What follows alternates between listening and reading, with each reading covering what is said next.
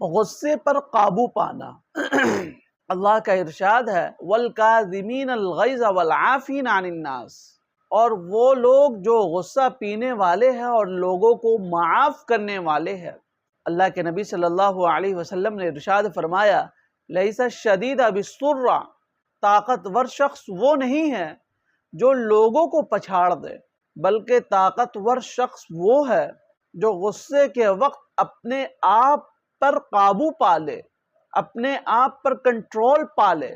اللہ کا ارشاد اور اللہ کے نبی صلی اللہ علیہ وسلم کے ارشاد سے جو نکات نکھر کر سامنے آتے ہیں وہ یہ ہے کہ غصے کے وقت صبر کرنا جنت کی راہ ہے، اسی طرح معاف کرنا یہ بھی بڑائی کی علامت ہے، اسی طرح غصہ بہت سارے گناہوں کا جڑ ہے۔